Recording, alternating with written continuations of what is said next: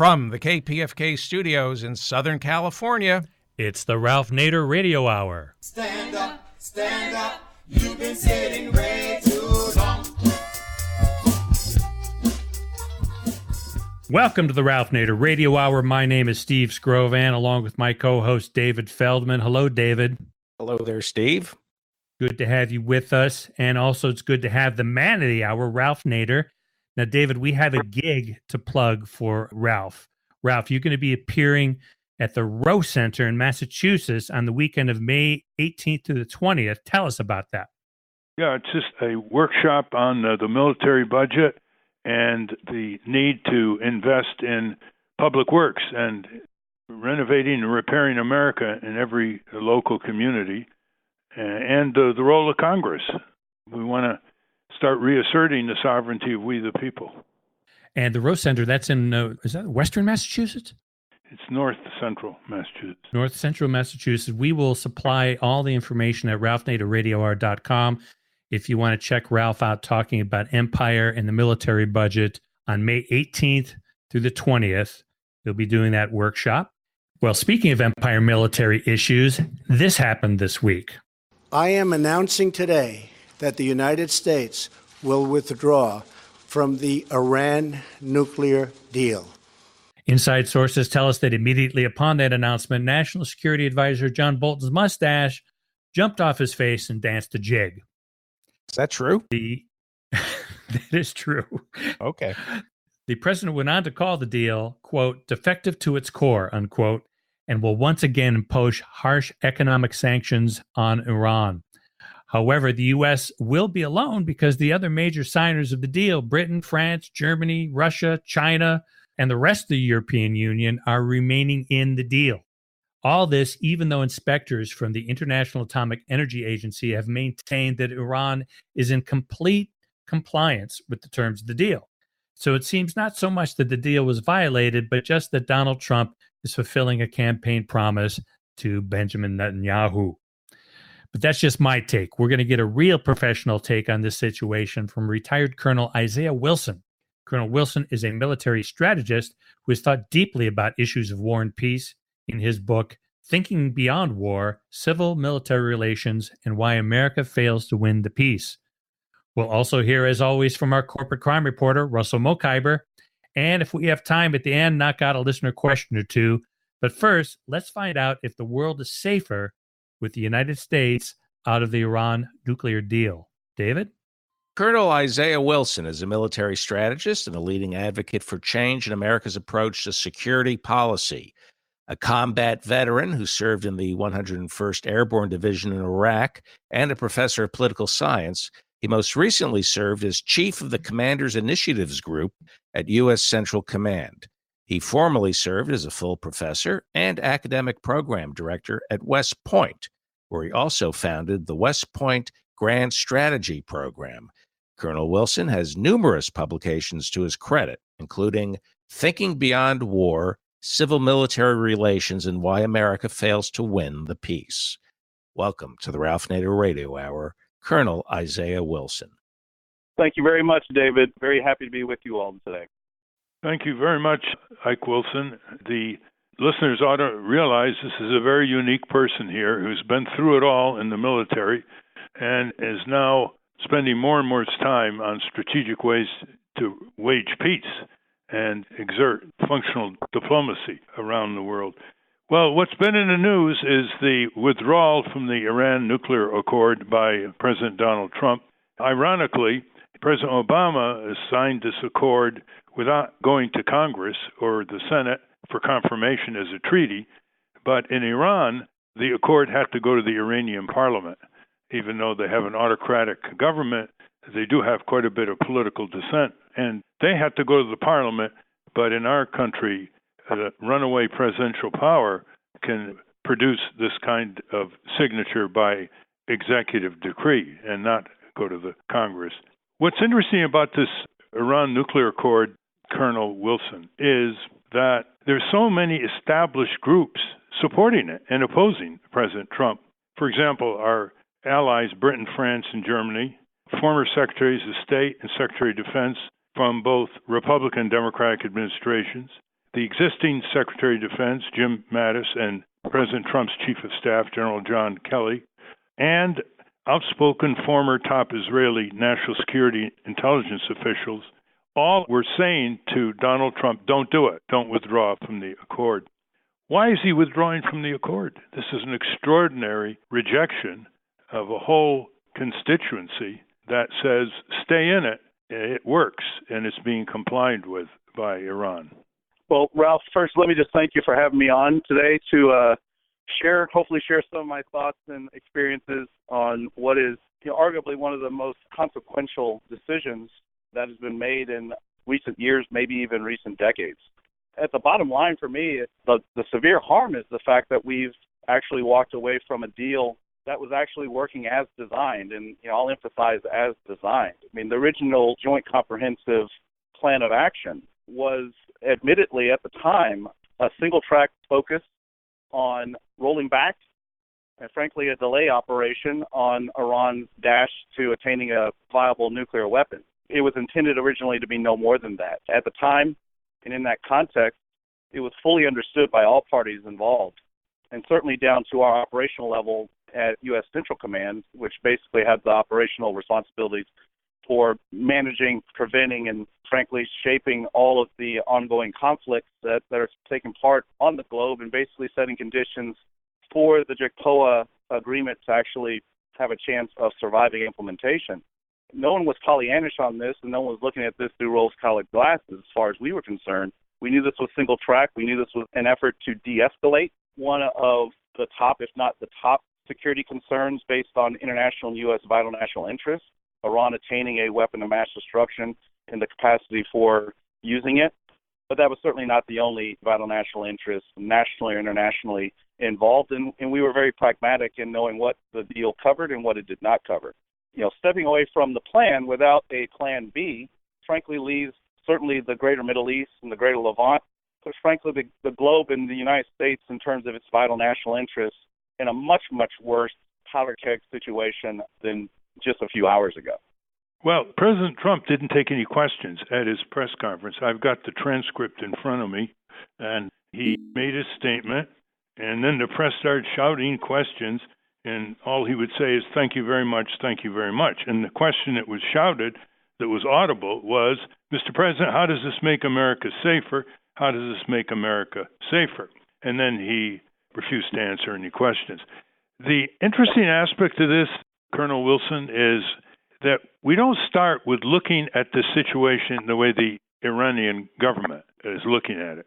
They're looking at it the following way. And any diplomacy has to have the empathy to put itself in place of the opponent and see what their view is. They had their democratically elected prime minister overthrown by U.S. intelligence and support in 1953. They don't forget that because it was replaced by our installing the dictatorial Shah for 26 more years over the people of Iran. They also remember that we supported Saddam Hussein, who then was our ally, the dictator of Iraq, in invading Iran with horrendous casualties to Iranian soldiers and civilians. They also remember that George W. Bush named Iran as one of the three axis of evils, including North Korea, Iraq, and Iran, and we obliterated Iraq. So you can assume that Iran was getting a message that having encircled Iran with U.S. military forces on the west, east, and south, that they were next. So they're frightened. Regardless of what you think of the regime, they are frightened, and a lot of people in Iran are frightened that they're going to be next after the sociocide of Iraq. So why is it that we don't put ourselves in the place of Iran, which sees Israel having at least 150 or 200 nuclear weapons, and which sees Israel not a member of the Nuclear Non-Proliferation Agreement, which Iran is a member?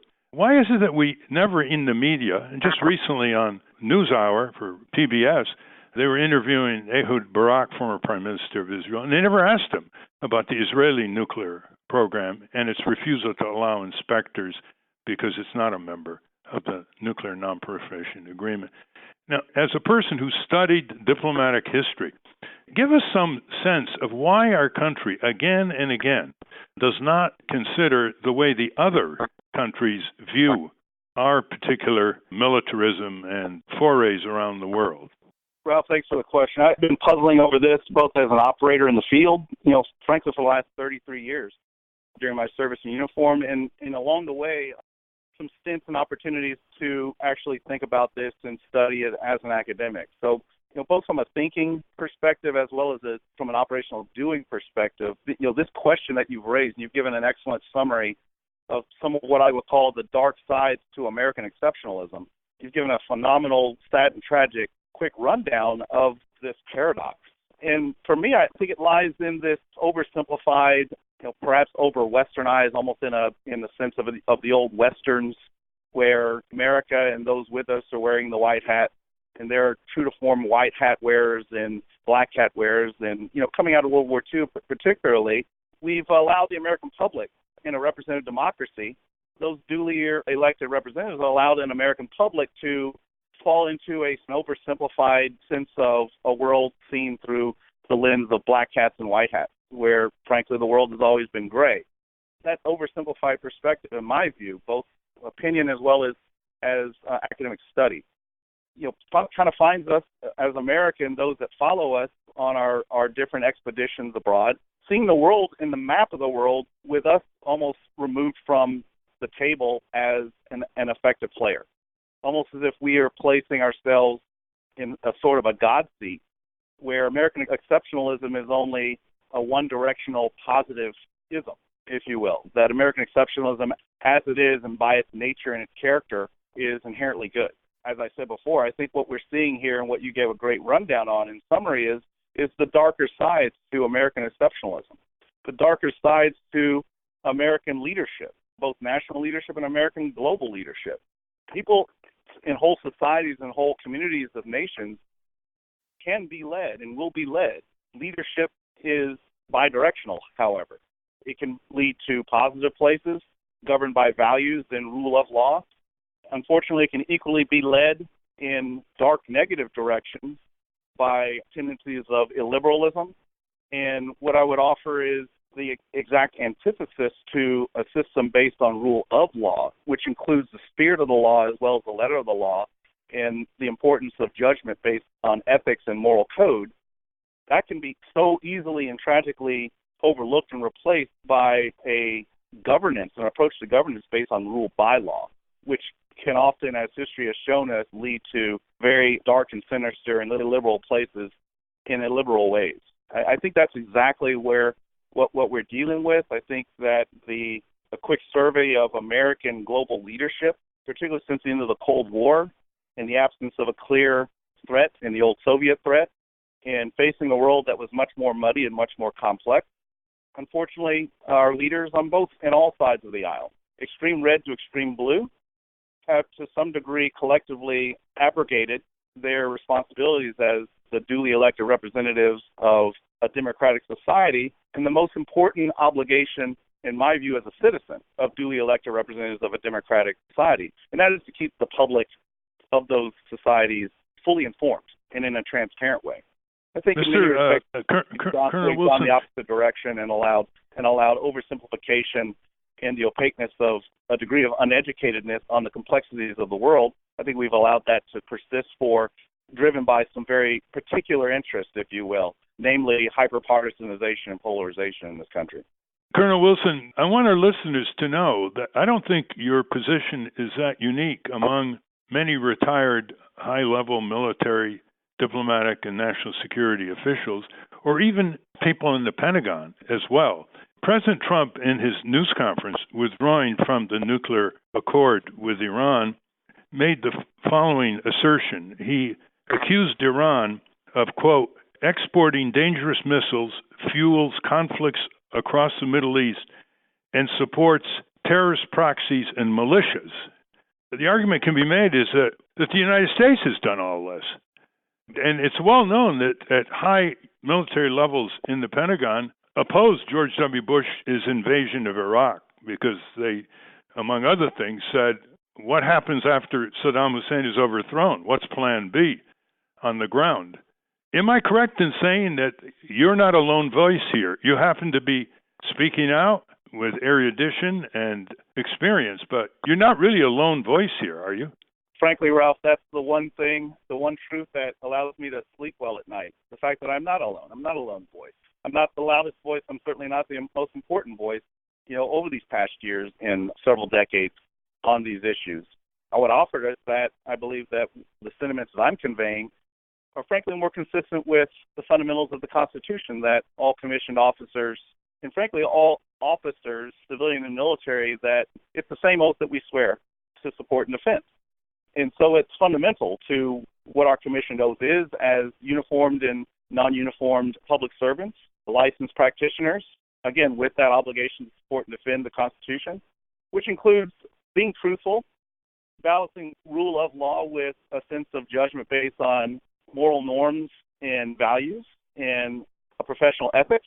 I think I'm more consistent than not in those sentiments with, frankly, the majority of those that I've served for and those I've served with and those who I've had the honor of leading through my military service. I think what I conveyed to you today is very consistent. I think I might even go as far as saying it's the dominant sensibility pervading the hallways of the Pentagon today. So interestingly, you have civilian control, often by draft dodgers who liked the Vietnam War but wanted others in their age group to go fight and die there. We have civilian control over the military, but in recent years, the civilians really were much more warlike, much more willing to use military force than even people in the Pentagon. And part of it is because they're not telling the truth out of the White House, regardless of what administration is in charge. President Trump once again repeated this fabrication in his words that under Obama, the United States, quote, had maximum leverage, and this disastrous deal gave this regime, namely Iran, and its regime of great terror, many billions of dollars, some of it in actual cash, a great embarrassment to me. Now, it was not U.S. cash. Could you explain that? Part of the deal meant returning a huge amount of money that was sequestered that belonged to Iran. That's exactly right, Ralph. And, as I said at the beginning, we've walked away from a deal here that was working as designed. And what you're speaking to is the critical caveat is as designed. This was intended to be a single-track issue, and it was pursued on single-track diplomatic lines. It was also, as we need to remind ourselves, America was part of an international effort. The United States, of course, Iran, our three closest transatlantic allies in Britain, France, and Germany, as well as the Russians and the Chinese, importantly to note. Very rare over the last 10, 20 years that you can get those players, particularly of China and Russia, all in agreement on such a heady subject of this, which tells us the fact that this is a critical, vital international interest, not just a national interest, a vital national interest, but a vital international interest. This was not about checking Iran's malign activities, as the vernacular goes, in terms of the support for regional, trans-regional, in some cases, international terrorism. It was not about directly checking Iran's conventional arms buildup, particularly in the realm of ballistic missiles. It was about the nuclear deal and de-escalating Iran's potential for breakout within anywhere from 30 to 90 days towards attaining a weapon. Now, that is not to say, and again, everyone understood that as the reality that was being faced. I believe, and I think I'm supported by the majority of experts on this issue from all sides of the issue, that the plan, the nuclear plan, the nuclear deal actually gave us the very platform and the very leverage to begin in a parallel effort to work on those other issues, which, of course, the president has stated as some of his primary reasons for walking away from a deal which, he judged to be broken at bottom. We have been, as I understand it, taking efforts since 2015 in working parallel, separate policy efforts and diplomatic efforts in dealing with those other issues, those other very important issues. Again, my time at U.S. Central Command, I was working for a commander who was responsible, frankly, for 3 to 4 ongoing wars, even though we didn't call them wars at the time, and managing and preventing those wars or confrontations from boiling over. We were very much concerned with Iranian regional and trans-regional malign activity, We were very much involved in checking in what I would call warm warfare across the Arabian Peninsula as well as in the waterways surrounding it, checking on a day-to-day basis Iranian efforts at funneling weapons and attaining ballistic missile capability, regional and even intercontinental. Those concerns were top concerns for us then, and they remain top concerns with the command today. There are real issues that have the potential of rising from very important issues in terms of U.S. and international vital national interests to truly existential problems. However, that's not to say that's a parallel concern that we were actually in a better place under the nuclear deal for being able to have time and space to deal with.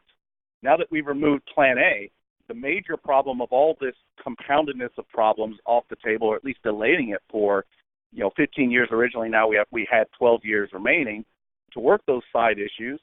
Now that we've walked away from the nuclear deal, we've only added that strand back to what was always a Gordian knot and made it just more difficult to untie and untangle the Gordian knot.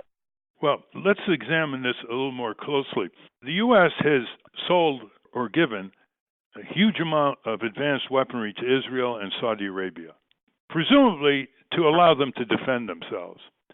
Iran, which is a poor country with a GDP the size of Connecticut, also wants to defend itself. Iran has never invaded any country in 250 years, something Israel could not lay claim to, nor can Saudi Arabia lay claim, given what it's been doing to Yemen, with our support. What was the role, Colonel Wilson, of the Israeli and Saudi Arabian governments in pressing the U.S. to withdraw from the nuclear accord with Iran? I think that role, I think it's clear to see. I'm not going to say anything that's surprising to anyone. I think it was pretty obvious that the role that Israel played, particularly the Prime Minister, let's just be frank, the Prime Minister, from before the agreement of the 2015 deal and persistently since then for the last 3 years, and certainly up to the demonstration, the public media demonstration last week in the big reveal of the reams of documents and digital information, which was frankly already known, which was frankly the evidence that was reinforcing of the need to proceed on the single track towards arriving at an internationally brokered nuclear deal in the first place, the evidence of Iran's cheating during the 1990s in its quest for the nuclear weapon. All that was heavily directed to influence not just broadly speaking the U.S. position on going forward with the nuclear deal, but pinpointedly, I believe that was a demonstration, particularly last week's media portrayal, directly speaking to our own president, President Trump, to try to influence him. And can you respond to President Trump's statement in his press conference? Quote, "The deal's sunset provisions are totally unacceptable," end quote. Again, I think that my direct response to that would be, I just think that's patently false. The fact that we were able to, as an international community, arrive to an agreement where we were going to at least de-escalate Iran's pace and direction in quest for nuclear weapons by 15 years with a very robust international verification and monitoring protocol with the provisions for a snapback of not just U.S. sanctions, but international community sanctions in the case of a verified violation on the part of the Iranians of any part of that deal. I just think that is the stuff of grand strategy at an international level. The manner in which we arrived at the nuclear deal, not unilaterally, but collectively, in terms of recognizing a collective security and defense problem of extreme existential concern, not just to any one single nation, but to the collective itself. The fact that we could broker that conversation with an Iran and with Russia and China in a manner in which they as well came to understand that moving forward in the deal was more in the right direction of supporting and reinforcing their own vital national interests. I just think that the evidence is deafening. Before we ask Stephen David to ask any question they want, Colonel Wilson, Iran has called for a nuclear-free zone in that whole region. Right. And there's never been a response by the U.S., not to mention Israel.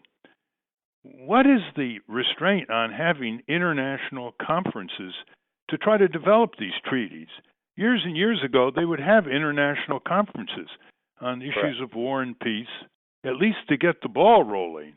But there's never been a response to Iran's challenge that why isn't there a nuclear-free zone to cover the entire region? Correct. I agree, and it's dumbfounding. Now, I understand that, almost immediately after President Trump's announcement yesterday afternoon, the British, the French, and the Germans were already in consultation with the Iranian leadership, and as I understand it, they are already planning on gathering in conference to discuss where they now stand, frankly, in terms of the standing nuclear deal and how to salvage what is salvageable in terms of that deal. I believe that the road forward will include these types of international conferences to discuss such measures as regional nuclear-free zone. I just think that the United States will certainly not be in the lead of those types of efforts going forward, and perhaps won't even be at the table going forward, at least in the near term, which is, of all the tragedies, to add to this, maybe the cherry on top is an abrogation, as this being another sign of an abrogation of American global leadership, at least in the positive sense. On the issue of inspection, President Trump said the inspection process by the International Atomic Energy Agency was insufficient. On the other hand, people like former General Colin Powell, Secretary of State, said it was the most intensive inspection regime in modern times. What's your comment on that? Correct. And frankly, as I understand it, our current Secretary of Defense, Secretary Mattis, who again, in his recent former life, was the commander of U.S. Central Command during a time of severe concern with Iran's dash for a nuclear weapon. He was one of, at the time, the most strongest voices of concern and hesitancy in going into any type of brokered arrangement in dealing with Iran over the nuclear question. More recently, as Secretary of Defense, and in the hindsight of having a deal that was frankly working, our own Secretary of Defense of this current administration has come out and been more in favor of keeping the deal as it stands, and of course working off of that Plan A platform towards reinforcing and shoring up some of the issues that still remain on the table, but are frankly separate, completely deliberately separate from the original single-track issue. The concerns with runaway of regional and trans-regional malign activities on the part of Iran, support of international and regional and trans-regional terrorism, the aggressive pursuit of ballistic missile technology and capability, those types of issues, again, which are real and of real concern, but were intended to be separate issues that would be dealt with once we got the main problem, the main concern of weapons of mass destruction, if not off the table, at least delayed and rolled back for a decade and a half. We're going to have to deal with the Iranian objection that if they are going to destroy their ballistic missiles, what about Saudi Arabia and what about Israel's ballistic missiles? Exactly right. So this always is the problem. We think we can get away with this one-sided policy. Steve or David, any comments or questions for Colonel Wilson? Yeah, I've got a question, and it has to do with the role of Israel and their motivation, because you would think that they would want a delay on Iran's nuclear program. Is it just because Netanyahu wants to keep Iran economically underdeveloped? Because obviously they would not use their nuclear weapons offensively. That would be suicide. They'd be annihilated by a return strike from Israel and us. So is that a fair statement that that is their motivation for wanting to blow up this deal? I think it's definitely fair as one of several compounded motivations. In this respect, what you're talking about is, how the domestic political factors are playing in both countries, Israel and Iran.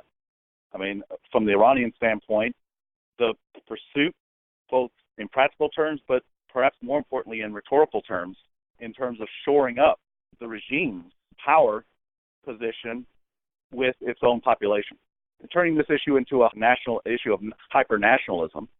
And I think you see the same or similar tendencies in Israel as well. And frankly, I think that's part of, Ralph had asked the question originally of, what my thoughts were in terms of some of the motivations of why the president has done and chosen to do what he's done. I think these same type of political factors are at play behind the thinking and the actions of our own president.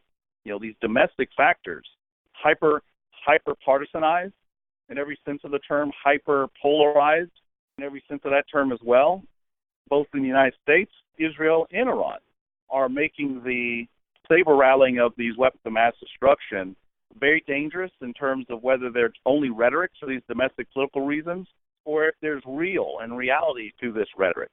It makes the signaling environment more muddy and frankly makes the situation of being able to make determinations, strategic, military, and diplomatic, very hair-triggered.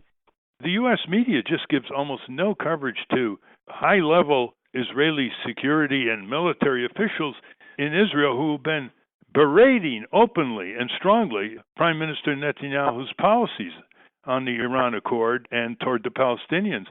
These people, they ran the equivalent of the Israeli CIA and FBI, and they get no print, radio, or TV coverage at all. They have to put full-page ads in newspapers to get attention. Correct. And I think that speaks to, again, for myself, two of the major concerns that I have. A lack of strategy driving into these determinations. This is strategic. Strategy is at least a two-player enterprise. It takes two to tango in the world of strategy. But the manner in which we've been moving forward, again, as I said earlier, it's as if we remove ourselves from the game board, if you will. And even when we consider our own play of the game on the map, we only tend to look at our own play on the map in positive, white-hatted terms. That's not the stuff of strategy. My second concern that derives from the first is this is stuff of an illiberalism, right? And I think the likes of Fried Zakari and others are right when they portray concerns with an America that's moving more along the trend of far too many fledgling democracies today towards greater and greater conditions internally and externally in terms of its international behavior of illiberal democracy. Ralph, as I've told you before, one of the things that's so shocking to me and the thing that frustrates my sleep every night is, frankly, coming back and retiring last summer, after 33 years of, being on expedition, if you will, seeking out tyrannical tendencies, for lack of a better way of putting it, while I was in uniform, I've come back home, and the sad and tragic thing and the angering thing, frankly, is that I find as many or in some cases more of those same or similar tyrannical tendencies right here at home.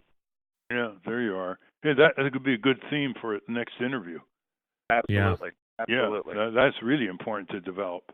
What does and I think that's the frustration of many veterans. Frankly, I think it's part of our, I don't have any empirical evidence to support this, but it's part of the things that contribute to post-traumatic stress. It's one of those things that delays our ability in transitioning, completing transition and reintegration and what I would call repatriation back as citizens of the Republic. Where we're trying to reconcile the things that we've done for cause, for duty on our country during our time of service, whether it's 3 years or 30 plus years, and trying to reconcile that with who we are as citizens of hopefully still an intended democratic republic. And when you come back home and see more of that in terms of a growing say-do gap, you can't help but walk away from that with doubt. And I think that's a contributing factor to a lot of the sad self-medication types of behaviors that you see bombarding veterans and even their families upon their, laying down of the uniform and their integration into society. The integration is not complete. Then that's where you start seeing the self-medication through drugs and alcohol, suicide, domestic violence, and up through suicide ideation and actual attempts on their lives. Homelessness, underemployment among veterans. I think all these are matters of health, and the veterans coming home can only be as healthy as the Republic itself. And frankly, the Republic is in a sad state of unhealthiness right now. So well said. David, did you have a question for Colonel Wilson if you have an extra minute, Colonel? Absolutely. I'm thinking of Gettysburg, Lincoln at Gettysburg, that these dead shall not have died in vain. Absolutely. That's it in a nutshell, David. That rings so much in every service member's active duty and retired. That rings in our heads constantly, particularly as the closer we get to leaving the uniform, transitioning to return back to citizens. Ralph, I had a quick question for you. Last week, you intimated that if this thing completely unravels, that I think you said this, that Iran could pose a threat domestically here in America. I think you intimated with terrorism. I'll give you a quick answer to that question. David, I think that was you that just asked that question about terrorism. Yeah. So, I mean, when you look at Hezbollah, when I was at Central Command, I can't go into too much detail on this, but we were tracking that network and all of its tendrils, and those tendrils extend all the way into Central America. Hezbollah. And so it is possible. And when I put myself in the Iranian standpoint, particularly the hardliners, we gave the hardliners in Iran a major win with this decision yesterday to walk away from the nuclear deal. Because Rouhani was already, and the moderates, the relative moderates, were already in a precarious and increasingly precarious position in regard to the hardliners, which is General Soleimani and his leadership of the IRGC and the Quds Force. And through them, their support to Iranian Shia militia, certainly in Syria, but also in Iraq, and Hezbollah in Syria and Lebanon. It would make logical sense if we've walked away that Iran re-engages this dash for the nuclear weapon in terms of the weapon to mass destruction threat, and also, while it still has funds, to continue to flood those funds to malign actors like Hezbollah and extend the network to where they can actually be in a position where they can affect issues on the homeland. So we've actually placed the American homeland in a worse and more dire situation, potentially, with the decision we've made yesterday. And I wonder how much that animates Trump's decision to pull out of the deal. Well, it becomes a self-fulfilling prophecy, right? It becomes a wicked, self-fulfilling prophecy. We paint these bugaboo extreme threats in an oversimplified way for domestic purposes, shore up your stability with your base, to continue your own personal and maybe party-based agenda of erasing all of the policy achievements, the domestic and foreign, of your predecessor because of a personal and political animus towards the 44th president of the United States. I think that's at play here as well. And so we paint this hyper extreme, supported by partners in this crime of the life of Bibi Netanyahu.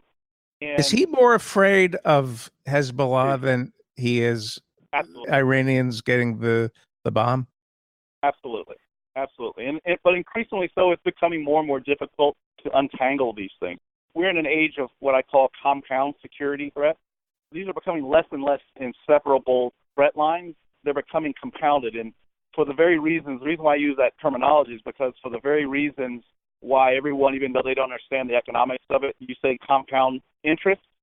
From an economic and banking investment standpoint, everyone understands that as an inherent good.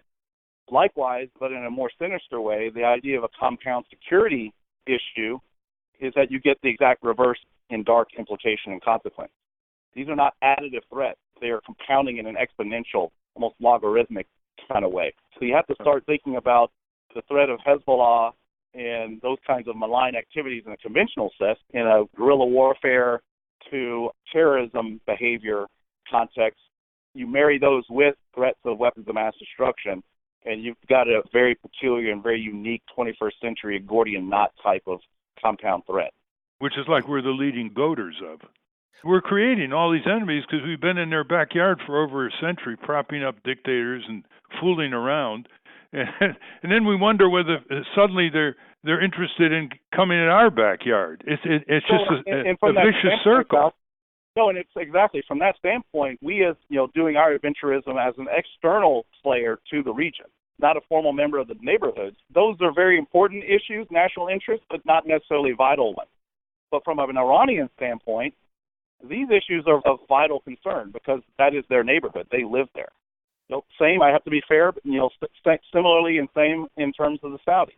But we are now no longer an indirect party to a growing regional hegemonic confrontation between the Saudis and the Iranians, the Arabs and the Persians. We have now, under this administration, formally aligned ourselves with one of the tribal sides. So we cannot claim American interventionism as nothing more than tofu, that we don't add our own flavor to the mix, right? We take on the flavors of the rest of the brew, following the metaphor. We are now formally bringing our own flavor to this mix. We're running out of time. I'm sure our listeners would like to hear more from you. I hope that you can get on NPR and PBS and some other regional programs. Yours, Colonel Wilson, is a voice that needs to be heard. But in the meantime, How would anybody contact you to give their reaction to your program and make some suggested comments? Well, Ralph, thanks for that. I'm up on Twitter, so Ike Wilson at Think Beyond War on Twitter, and email is always open, isaiah.wilson3@gmail.com. And your book's title is? Book title, second revised edition, came out in 2013. The title is Thinking Beyond War, Civil Military Relations and Why America Fails to Win the Peace. Well, on that note, and to put in a plug for the Veterans for Peace, a organization I belong to, and that has World War II veterans all the way to the present. Thank you very much, Colonel Wilson, and we will continue this discussion in the coming months. We need to hear from people who were formerly in the government at high military, national security, and diplomatic levels, just as we need to hear from the rank and file soldiers who come back from Iraq and Afghanistan and other areas and are never interviewed for their reactions based on their experience. Thank you very much, Ralph, and Steve and David, and I could not agree with you more, Ralph. It's our duty. It's our duty to do so. And so I thank you for the opportunity to allow me to continue to perform my duty. Well put. Thanks, it is the duty, yes, it's the duty of military and former military people to speak out. The First Amendment affords them to do that, and too often their views are stifled. Thank you very much, Colonel Wilson. Thank you all very much.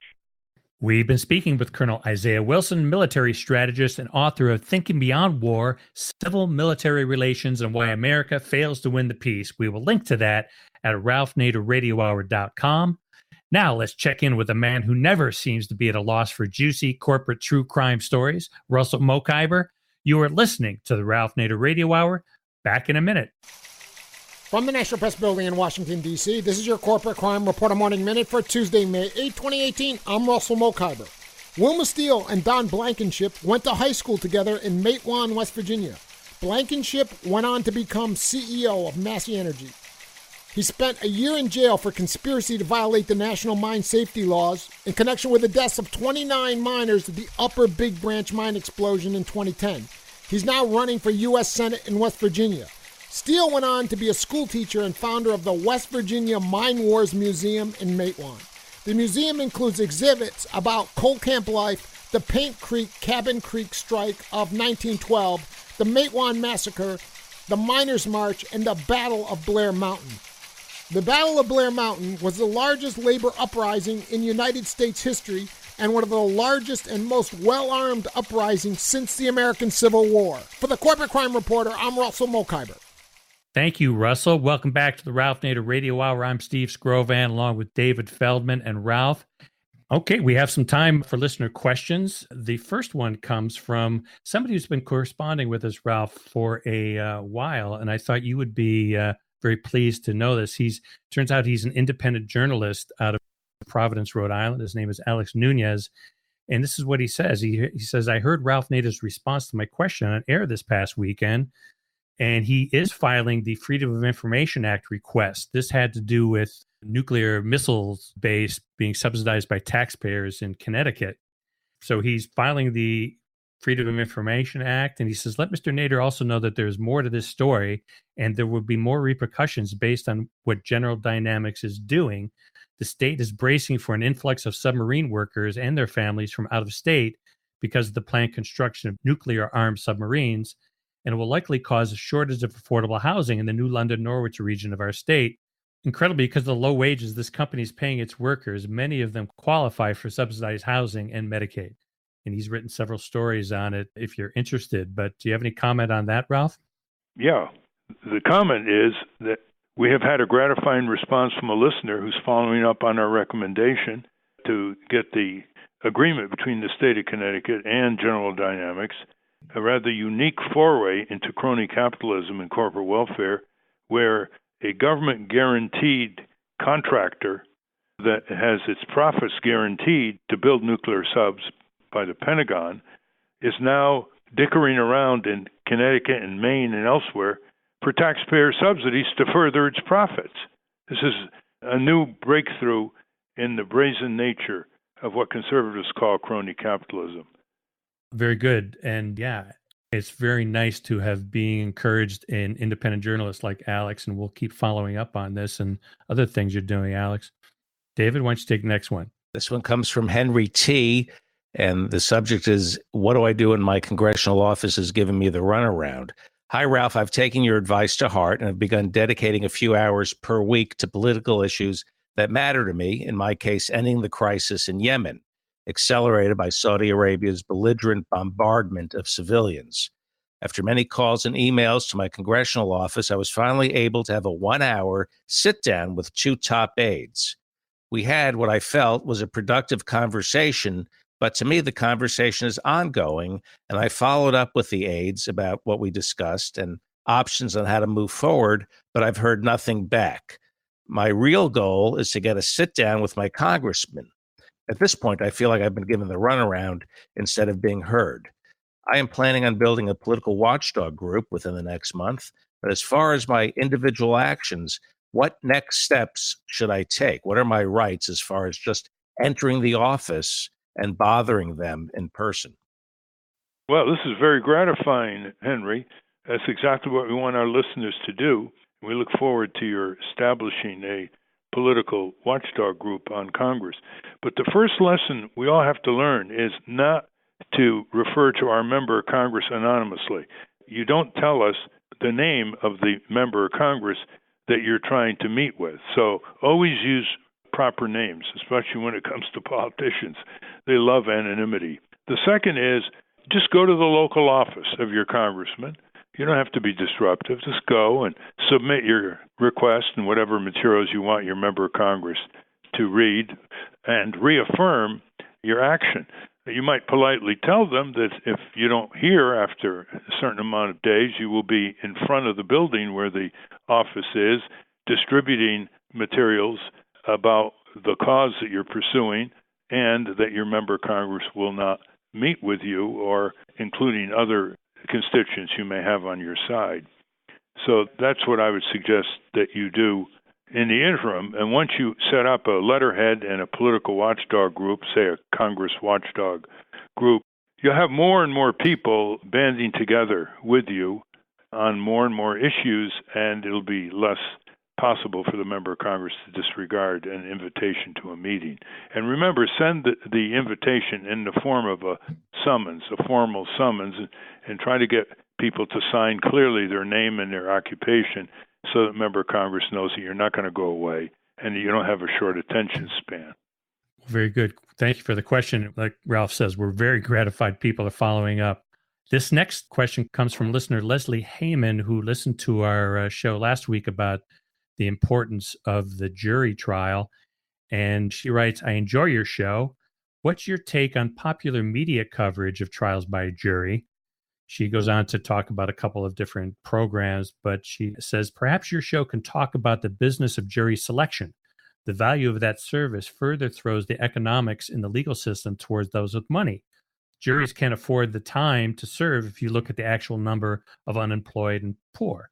And the public know they can't afford a trial or a lawyer. Well, there are a number of questions inside this series of questions.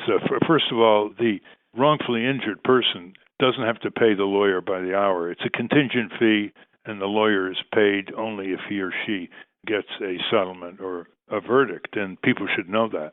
On the other side, the defense side, let's say a corporation being accused of wrongfully injuring someone because of a hazardous pharmaceutical or defective automobile, they do have the money to hire expensive jury consultants so that they can increase the likelihood of selecting a jury that will come down on their side. That is a disparity that is based on money, and it's very unfortunate.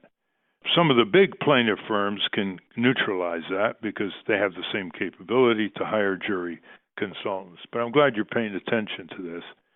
The overriding issue is that jury trials are diminishing and on their way to extinction because tort reform has restricted people's rights to have their day in court. More and more conservative judges are pressuring the litigants to settle out of court, sometimes with rather aggressive language and demands. So the jury trials at the federal level, like 35 years ago, a federal judge would have 15 jury trials a year, and now it's down to 2. So that is a more serious trend that we have to pay attention to. Thank you for your question, Leslie. David? This one comes from Campsie Grothendieck. I hope I'm pronouncing that properly. Ralph Alan Dershowitz has been speaking in the media at length about the present administration and some of their legal issues.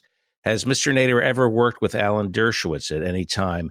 Can Ralph offer any anecdotes or insight about him that could help us understand Mr. Dershowitz better?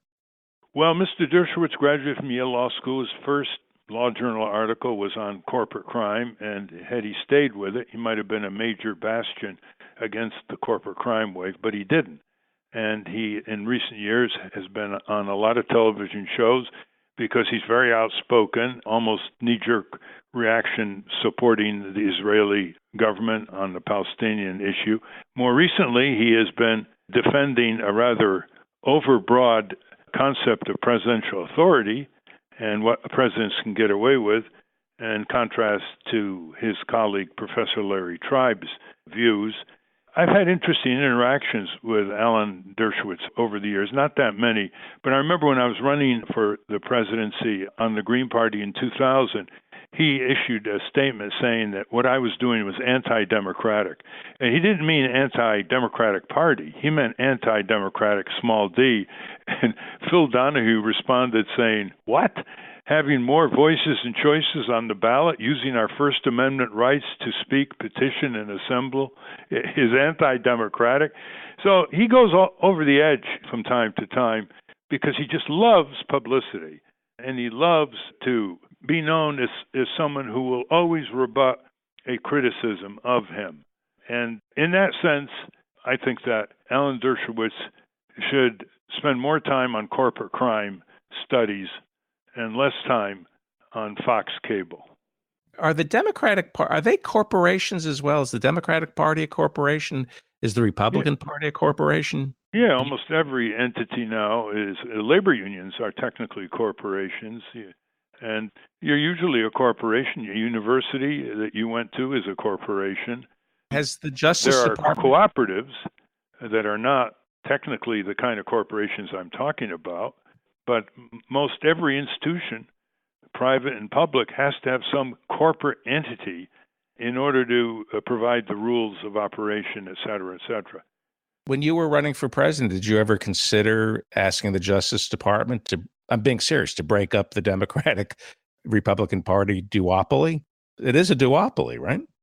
Yeah, it's politically a duopoly. It's supported by Republican Democratic passed state laws that create ballot access barriers to third-party and independent candidates, thereby vitiating the concept of competitive elections and therefore severely diminishing our ability to call our republic democratically rooted in the sovereignty of the people. Has there ever been a call for the Justice Department to break them up? Or is that no, just... there's no legal basis for that, as there is for pulling the charters of commercial corporations when they seriously misbehave and embark on a corporate crime wave. That has been done actually in the late 19th century with Standard Oil of Ohio. The state of Ohio pulled the charter for Standard Oil, and they just picked up, moved to New Jersey and chartered in New Jersey. But that whole idea of using the charter, which is the constitution of the corporation, given it by the state and giving it limited liability and other immunities and privileges, of using that charter as a mechanism of accountability by the state government. But that's a big story because they can always move to Delaware or Nevada. It has weak corporate chartering laws. And that's why we've called for many decades for a federal chartering law so that the states don't compete in a race to the bottom, for a federal chartering law for large corporations, especially global corporations.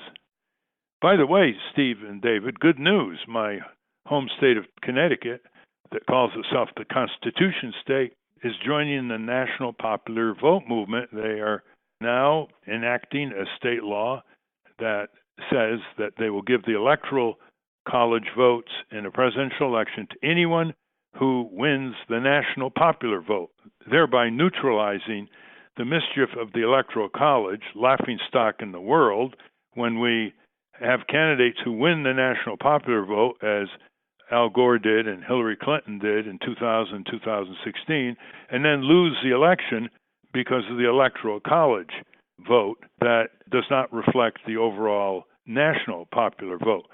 So now the people, Steve Silberstein, others who are behind this citizen effort, and you can go to nationalpopularvote.org to get the materials, they now are up to 172 Electoral College votes. They've already had laws passed in Maryland, New York, Connecticut, now Illinois, California. So they need to go to 270, and they'll have it. And then no more will we see people winning the popular vote for the presidency and losing it because of the Electoral College. What other country does that? So kudos finally to the state legislature and Governor Malloy of Connecticut. We dedicated an entire episode to this. I'm just curious. This thing only kicks in if they can get 270 votes, electoral votes, right? That's right. That's right. But what about places like Florida? I don't know if Ohio has signed on to this. The swing states are shying away from this because they make extra money being swing states. Usually it's because they're run by Republicans, the state government. The Republicans, obviously having won 2 elections where they lost the popular vote in 2000, 2016, are not interested in this national popular vote movement. So the more Democrats take control of state legislatures, let's say if they take control of Ohio, the more likely that national popular vote people are going to reach 270.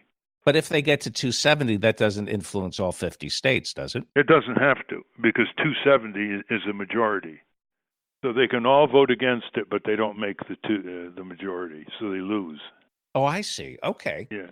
So thank you for your questions. Keep them coming either on Ralph's Facebook page, on the Ralph Nader Radio Hour website, or on the Ralph Nader Radio Hour Facebook page. I want to thank our guest today, Colonel Isaiah Wilson. And remember to register to hear Ralph Nader speak about Trump, empire, the military budget, and what you can do about it at the Rowe Center in Massachusetts the weekend of May 18th through the 20th.